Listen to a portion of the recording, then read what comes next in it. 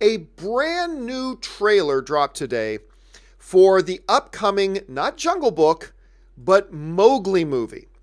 Of course, you guys know Andy Serkis, who, of course, is one of the greatest, if not the greatest, motion capture actor in the world. Andy Serkis has directed his own version of the Jungle Book movie called Mowgli. It's supposed to be a little grittier. It's supposed to be a little bit more in tune with the original story. At any rate, we've known for a while that the studio dropped it and they dished it off to Netflix. So it became a Netflix film. Now we know the release date. The Netflix film will release in December. However, what we also now know is they are going to put it in theaters in what they're calling select theaters.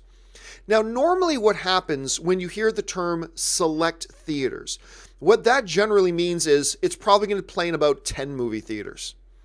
Like limited release means 1, 2, 3, 400 screens across the country. Not a wide release, not a 2,000 screen wide release, but a limited release usually means 100, couple hundred, whatever.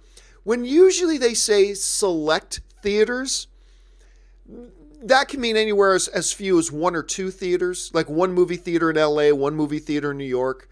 Could mean 10 theaters, could mean 20, could mean 30. But bottom line is, there's going to be a lot of you in the United States that, or anywhere in the world, that when they do this select theaters release of Mowgli, it's not going to be playing anywhere near you. Odds are it's not going to be playing anywhere near you. So that's fine. But it is going to be coming out in December. Let's talk about the trailer. So they put out the new trailer, and man, I'll tell you what, I was worried about feeling this way, and I have to admit, I felt this way. I felt like I was watching a knockoff version of Jon Favreau's Jungle Book. I didn't want to feel that way, because you guys know how much I adore Andy Serkis. I didn't want to feel that way. You know what it felt like to me? Here's what it feels like to me. It feels like a much better quality Asylum movie. You know what Asylum is? That studio that makes all those knockoff movies? Like instead of Snakes on a Plane, they made Snakes on a Train. Instead of Transformers, they made Transmorphers. And they're also the studio behind Sharknado, by the way. And they made hundreds of these like knockoff movies. I didn't want to feel this way, but I will admit it is the sense I got. Watching this new Mowgli trailer that dropped today, it kind of felt like I was watching an Asylum trailer. It did. Except a much more higher budget Asylum trailer. Don't get me wrong, it doesn't look bad. It actually looks quite good.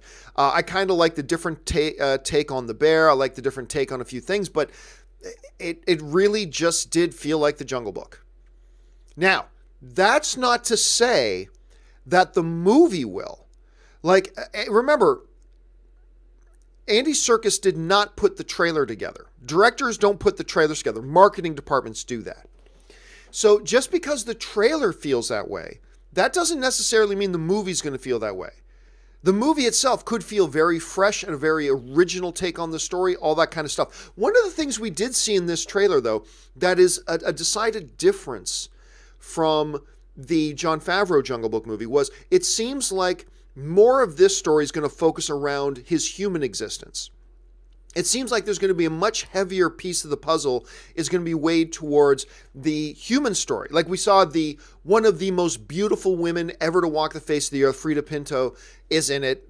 Oh, I got to interview her once and I almost couldn't speak. It's like you're standing in front of the most beautiful piece of art hanging in an amazing gallery and you're just like awestruck for a second. You don't know what to say or do. Like Frida Pinto is so beautiful.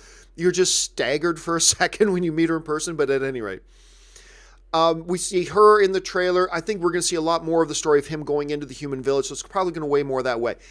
How much this film will be able to differentiate itself from that Jon Favreau Jungle Book movie is really going to be the deciding factor as to whether this film works. If it just feels like a cheap knockoff of Jungle Book, it fails.